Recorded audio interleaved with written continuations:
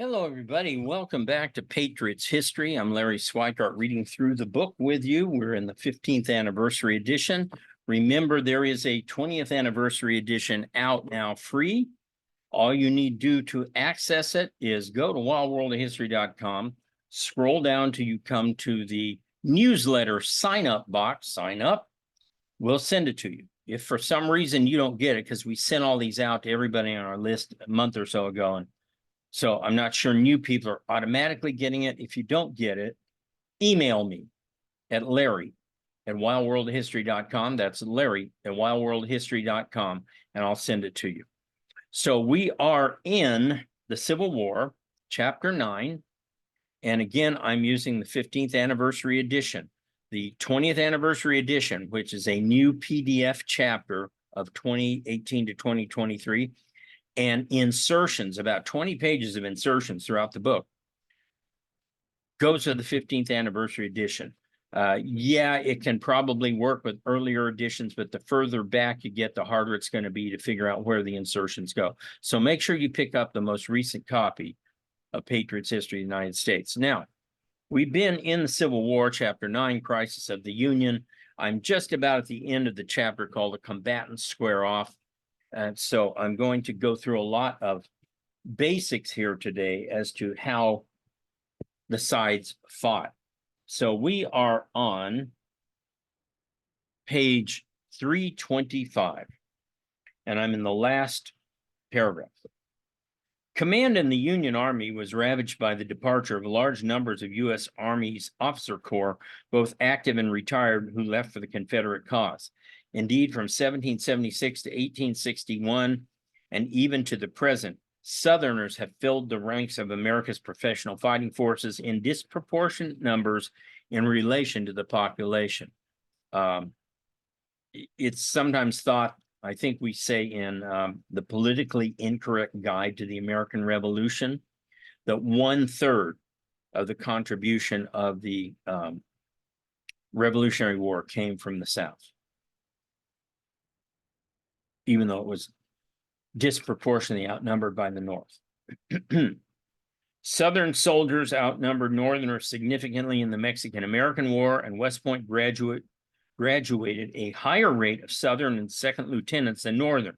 Southern officers such as Thomas J. Stonewall Jackson, Braxton Bragg, Albert Sidney Johnston, Joseph E. Johnson, and Robert E. Lee reneged on their oath to protect the United States from enemies, foreign and domestic, to fight in gray. In all, 313 U.S. Army officers resigned to join the Confederacy, whereas 767 regular Army officers stayed to form the new Union cadre.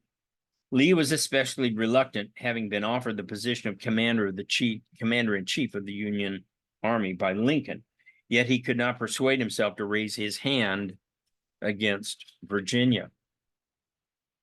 He reluctantly joined the Confederates. A more touching departure occurred with the resignation of Joseph E. Johnston of Virginia, who met Secretary of War Cameron in April 1861. He wept as he said, "I must go. Though I am resigning my position, I trust I may never draw my sword against the old flag," meaning the U.S. flag. More than manpower and brains left the Union cause. Confederates stormed armories and arsenals. They captured valuable Norfolk docks and shipyards, taking 9 warships into custody at the Gosport Navy Yard. Although the New York and Pennsylvania went up in flames, the Confederates salvaged a 3rd vessel, the Merrimac. Having had the Union commander of the Navy Yard given the order, the steam-powered Merrimac could have escaped entirely, but he buckled to the pressure of the rebels, providing the hull for what would become one of the world's first ironclads under the name the Virginia. In the larger context, however, these losses were minimal and paled beside the substantial advantages the North possessed. For example, supplementing the militias was regular Army enlistments. In 1862, the Union allowed free blacks to join segregated infantry units. Thousands enlisted, at first receiving only $7 per month compared to the $13 per month allowed a white private. 2 years later, with Lincoln's support, Congress passed the Enrollment Act, authorizing equal pay for black soldiers. Even for white regulars, however, a military career was not exactly lucrative. Prior to the war, a general made less than $3,500 a year compared to a senator's $5,000, whereas a captain received $768 annually. Only the engineering corps seemed exempt from the low pay, attracting many of the best officers, including Robert E. Lee, who directed port improvements along the Mississippi River. Like the North, the South hoped to avoid a draft, but reality set in. The Confederate Congress enacted a Conscription Act in 1862, but even before the Union, establishing the first military draft in American history. All able-bodied, so let me read that again. The Confederate Congress enacted a Conscription Act in 1862, even before the Union, establishing the first military draft in American history. All able-bodied males 18 to 35 had to serve for 3 years, although wartime demands soon expanded the ages from 17 to 50.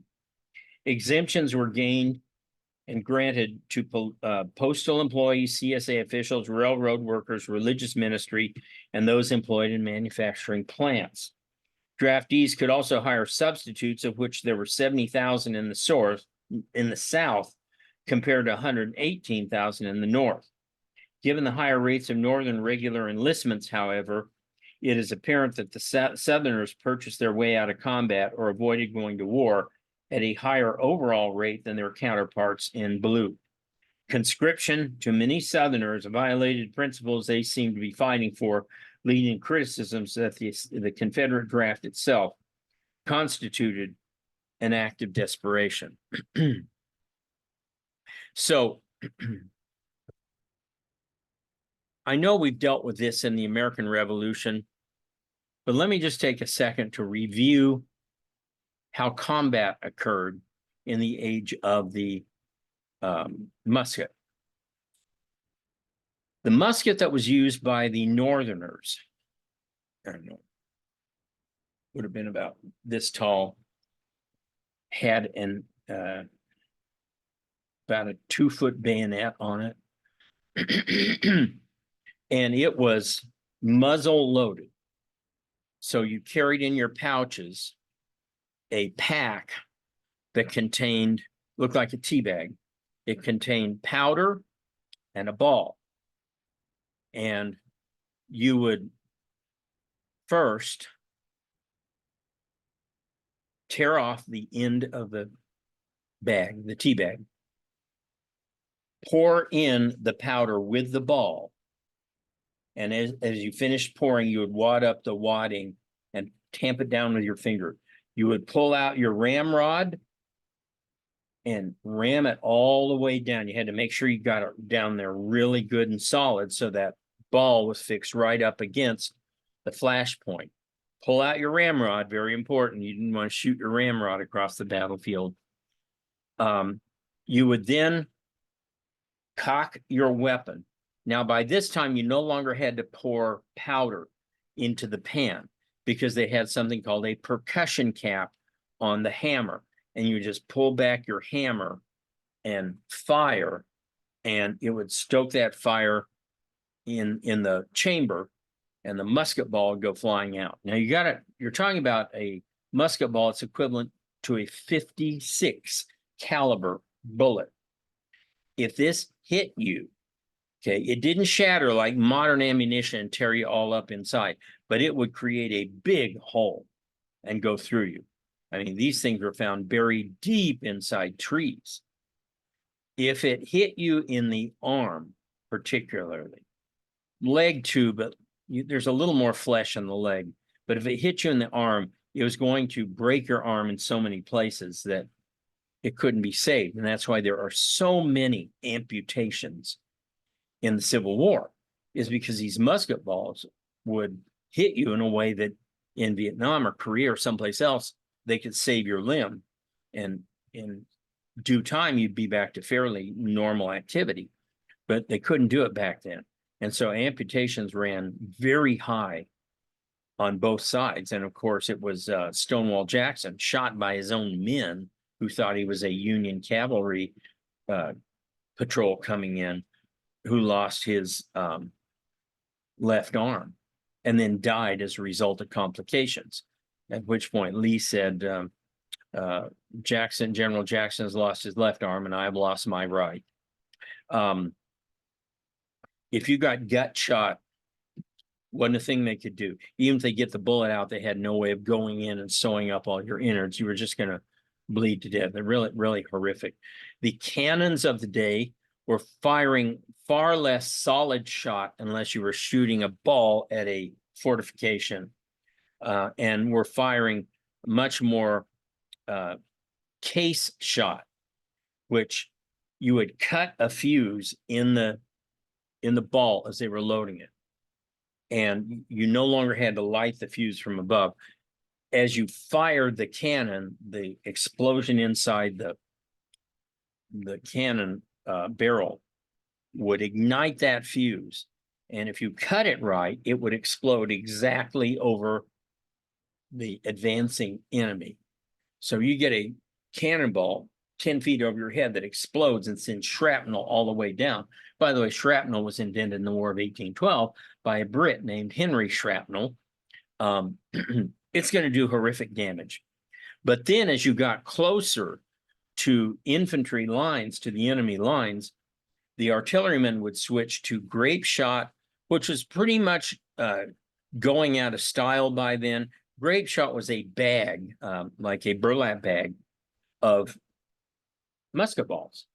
And you jam it down in the can, so when it shoots, the bag just rips open, and it's like shooting out 100 little musket balls in all directions. That gave way to canister. Canister was tin cans filled with these balls, and you could, at times, if needed, use double canister, meaning you put in 2 tin cans at once. Now, they don't go as far, but if the enemy infantry is closing in on you, you put in 2, and you're getting double the number of little balls that go out when that tin breaks open, right? So the men had to advance and fight in very close formation, shoulder to shoulder, musket to musket. And the reason for that was the inaccuracy of the musket remained from the Revolutionary War. It was still very hard to hit a target more than 50 yards away with a musket. So the only way to ensure you were going to hit your enemy was to have a line of 500 men all fire at once at an enemy line of 500 men. And you may be aiming at this guy and kill that guy over there, but the guy next to you is aiming at that guy and kills your guy. It all works out, right? Unless you're the one getting shot. So you look at it, and we've been over this with the Revolution, but you look at it and you say, why did they stand in those lines so close together? Well, they didn't have any choice. You just didn't have the weaponry that would allow you to break an enemy army, because the practice was to fire 2, 3, or 4 volleys and then charge. And if you've sufficiently weakened the enemy line, they weren't going to stand there and be overwhelmed by bayonets. They were going to run. Okay. Second, you had to stay together for command and control. There were no radios. There's no way of communicating with 1,000 men if you're a colonel on the battlefield, except to ride out in front of them. And you would have flagmen, who, of course, weren't fighters. They had to keep the flag. Most important job in the regiment, but also the deadliest.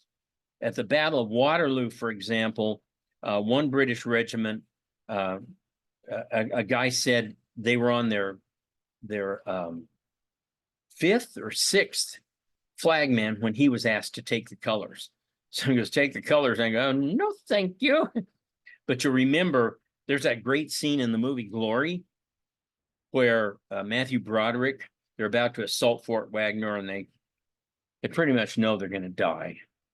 And he turns around, he's looking at the all-black unit, and he's got his flag man there, and he goes, who will take the colors if this man dies? Of course, that guy goes, say what? And everybody kind of looks around, finally somebody, I will. Who will take the colors if this man dies? And you kind of work your way down through 3 or 4 guys. So somebody is always going to pick up the colors. Why? Because aside from the colonel, whom you can see out front on a horse, who's going to get shot first, the flag is the only thing that you can follow that tells you where you're going. You got to be able to see that flag. Now, if the officer is still alive, he has a bugler with him who can sound calls. But as even was mentioned in the movie Gettysburg, some of these calls are pretty complicated and convoluted. And on a battlefield where your ears are just ringing because you've had these 56 caliber black powder guns going off in your ear all day, couldn't hear nothing, couldn't hear the colonel out there. All you can do is see him waving his sword, right? Charge. So all you know is if the colors are going this way, you're winning. If the colors are coming back this way, you're losing. If the colors do that, flag man died. So they had to maintain what's called unit cohesion, keeping the units together, closely packed, so that when the other side broke, you could charge with a big enough body, you could break through the lines, and then you could accomplish something. Now, by this time, cavalry was next to useless except for scouting. There were no cavalry charges against infantry anymore. That was after Waterloo, that was shown to be suicidal. Cavalry now is used almost exclusively for scouting, for holding wide parts of your flanks way out just in case, right? And so most of your cavalry casualties came from clashes between cavalry units trying to do those 2 things. At the beginning of the war, the Confederate cavalry was much better than the Union because it was, the South was more of a horseman society. But by 1863, the Union was winning some fairly even battles with Jeb Stuart's cavalry. Brandy Station is one of the biggest ones.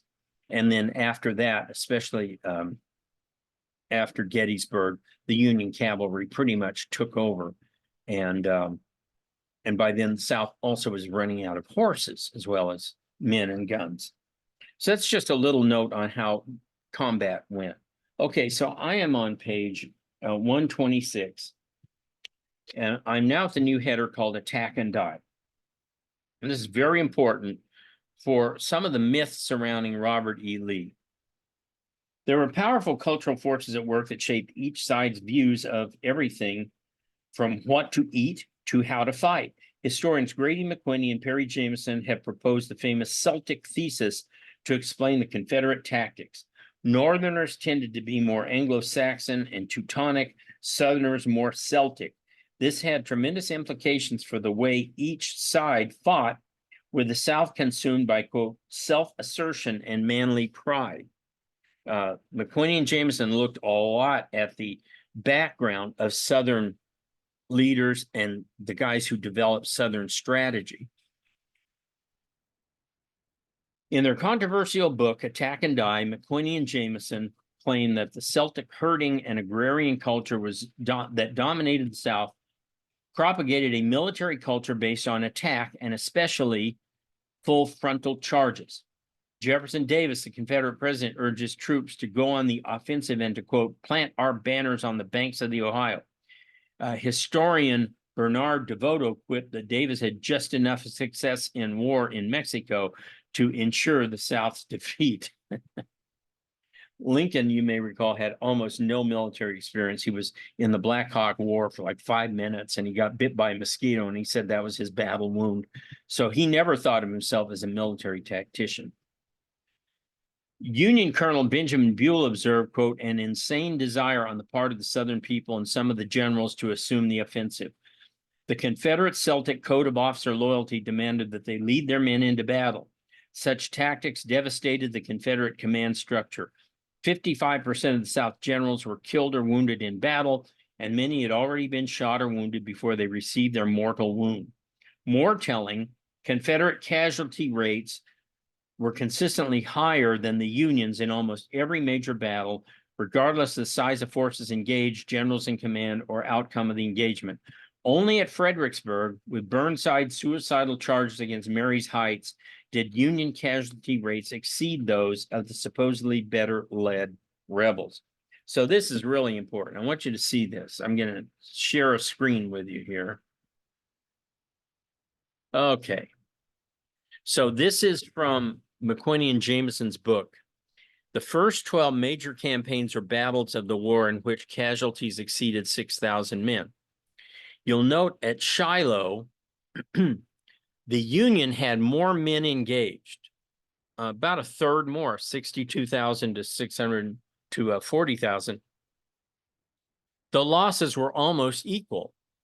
10,000 for the Union, 9,700 for the Confederates. But look at the percent of losses. The Union only lost 16.2% of their troops committed or engaged. Confederates lost almost 1/4. By the way, in this battle, General Albert Sidney Johnston was killed early on, and he was thought to be one of the, right up there with Robert E. Lee in terms of military strategists, and was thought if he had lived, perhaps they would have won that battle. Who knows? Let's jump down to 7 days battle. The Confederates went on the offensive, and the Union had 91,000 men engaged. The Confederates 95,000 engaged. The Confederates actually had more men in the battle. The Union lost 9,796 or 10.7%. The Confederates lost 19,739 or double that. Second Manassas. The tactical offensive was both sides. The U.S. had 75,000 men engaged, Confederates 48,500 engaged. U.S. lost 13%, Confederates lost 18%. You're seeing a pattern here. Sharpsburg, this is Antietam. This is where you have Robert E. Lee, right? Against General George McClellan, not one of my favorite guys. A terrible general in many ways. Great, great trainer of men. Terrible general. At Antietam, McClellan went on offense. He had 75,316 men against the Confederates, 51,844.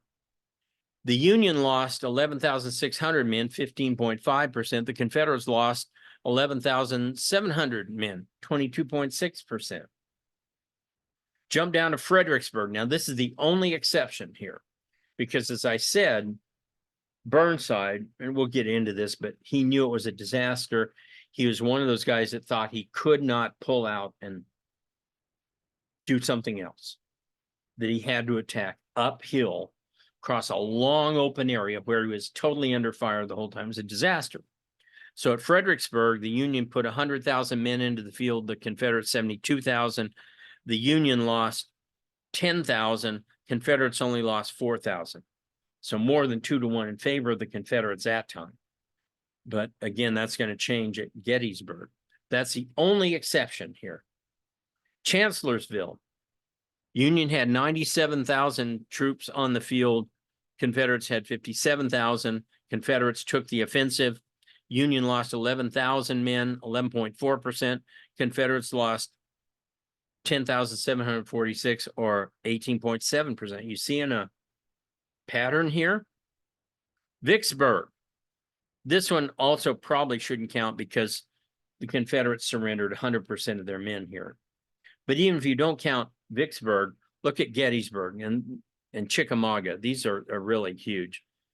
Gettysburg, Union had 83,000 men to Confederate 75,000 men. The Union lost 17,600 or 1/5 of its total force. The Confederates lost an astonishing 22,600, almost a third of all of their men. This is Lee. So, in Chickamauga, which is in the West, Union had 58,000 to the Confederates 66,000. Again, even with fewer men, the Confederates went on offense, and the Union with fewer men lost fewer overall men, but also substantially lost fewer men as a share of those engaged, 19% to, I'm sorry, 19% to 25%. So what do you learn from this? What stands out? Again, let's remove Vicksburg and Fredericksburg. What stands out in all the battles is that the Confederates, even when led by Robert E. Lee and Stonewall Jackson, lost proportionally more of their men than did the Union, with some of these admittedly bumbling generals like Burnside, right? Meade. Meade did all right at Gettysburg, but he didn't follow up. He could have ended the war right there. And what Jameson and McWhinney are arguing is that it's a style of fighting to constantly go on offense, which leads the South to invade Maryland, where they're beaten at Antietam, and to invade Pennsylvania, where they're beaten at Gettysburg. And McWhinney and Jameson argue if they just fought a defensive war the way Washington did, kept running, kept pulling back, kept sacrificing land for enemy casualties, the way Washington did, might have had a different effect.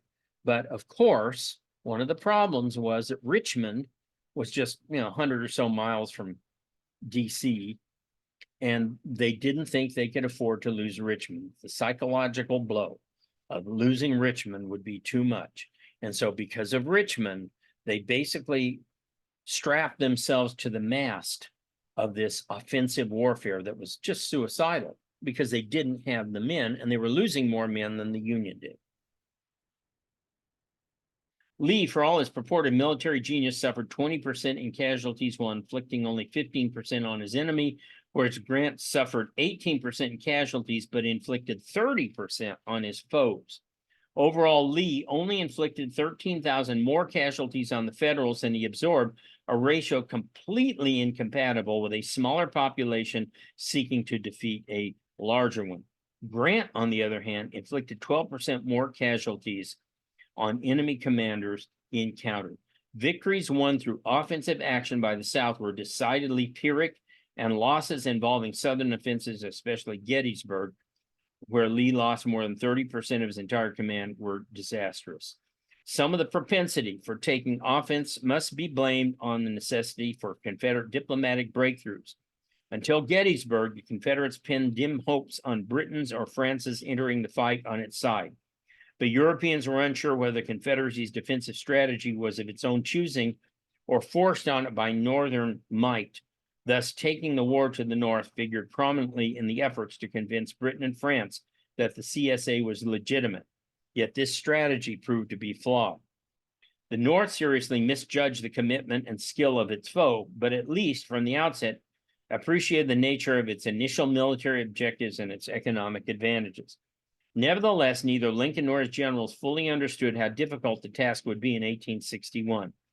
Ultimately, however, the difference between the North and the South came down to Lincoln's being, quote, a great war president, whereas Jefferson Davis was a mediocre one, unquote. Where Davis had graduated from West Point and fought in the Mexican War, Lincoln did not know how to write a military order, but he learned. Quote, by the power of his mind, he became a fine strategist, according to T. Harry Williams, quote, and was a better natural strategist than were most of the trained soldiers. He immediately perceived that the Union had to use its manpower and economic advantage, and it had to take the offensive. Still, Lincoln had much to absorb, some of it from the Union General-in-Chief Winfield Scott.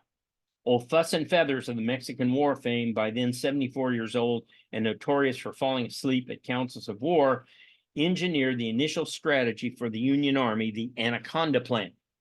Designed to take advantage of the Union's naval power, Scott envisioned U.S. naval vessels blockading the ports on the Atlantic and Gulf coasts and the lower Mississippi River. Gradually using gunboats and ground forces, the North would sever the Western Confederacy from the Eastern Confederacy by controlling the Mississippi.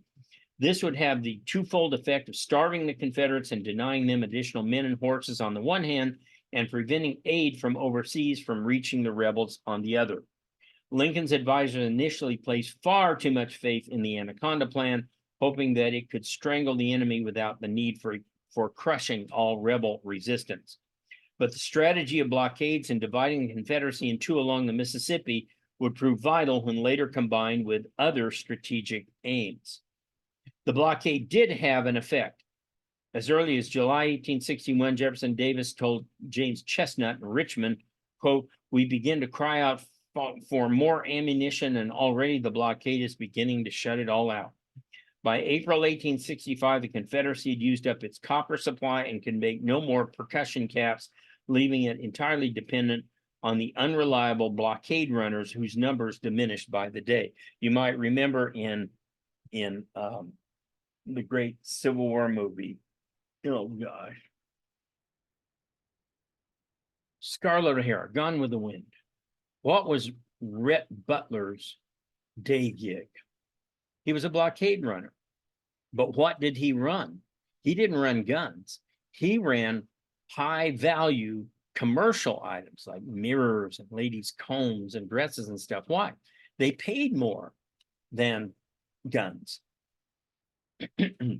Once again, though, the Confederacy played to the Union's strength, this time through its short-sighted diplomatic decision to embargo the sale of cotton to Europe. Rebel leaders mistakenly believed that a cotton-starved Britain or France might enter the war in a few months, echoing the old "cotton is king" mantra of the 1850s. In reality, the cotton embargo proved disastrous. The British easily shifted to new sources of cotton, especially India and Egypt, so a consequence of the strategy simultaneously deprived the Confederacy of income from the only significant product that could have brought in funds, while coalescing the planter elites around protecting their cotton investment. Planters kept their slave workforces growing cotton when they could have been repairing railroads, building forts, or otherwise doing tasks that kept white soldiers from combat, or even growing food. Both the Anaconda Plan and cotton diplomacy clouded the real military picture. In 1861, few thinkers in either army clearly saw that only a comprehensive two-front war in the West and Virginia would produce a victory. Neither side ever approached the total war level of mobilization and destruction later seen in World War I, but the North gradually adopted what historian James McPherson called hard war. Hard war meant two and later more simultaneous fronts and destruction of cities without, if possible, the slaughter of inhabitants. It meant constant assault. It meant mobilizing public opinion. Most of all, it meant attacking the economic and commercial pillar of slavery that propped up the Confederacy. Lincoln only came to this understanding after a year of bloody battlefield setbacks. At the outset, Lincoln had no intention of making emancipation the war aim, nor is it likely he would have persuaded his troops to fight to free blacks. Northerners went to war because the South had broken the law in the most fundamental way. After, quote, teaching Johnny Reb a lesson that the war would be over. When it dragged on, after teaching Johnny Reb a lesson, the war would be over. When it dragged on, a combination of other motivations set in, including retribution, a perceived threat to the Constitution, and later, the very end, emancipation. Southern soldiers, on the other hand, fought because they saw federal troops invading their home states. Quote, why are you fighting this war? Union troops asked a captured soldier. Quote, because you're down here, he replied. While the war may have been about slavery, soldiers fought for a variety of motivations. All right, that's pretty good. We'll stop there and pick up. I'll see if I can get one more in by Monday. And remember, my new book, Patriot's History of Globalism, is out. Grab a copy of that. We have a great package deal with globalism and Patriot's History of the United States, autographed, shipped to you at a great price on the website. So take a look at that. Remember, we have a full curriculum in U.S. and world history. U.S. goes with Patriot's History of the United States, and I teach every single chapter, every lesson in high production video, as well as teacher's guides, student guides, tests, workbooks, the works. No license to expire. Use it with as many kids as you need, as long as you need. It's all on the website, but do it soon, because as of June 1st, our prices are going up $20 per each curriculum. And then after July, when the convention's in, they go back to their regular price, which is almost double. So if you plan to get it, don't say, well, I'll wait till closer to when school starts. You need to get it now. All right. I'll see you guys back here soon, maybe Monday.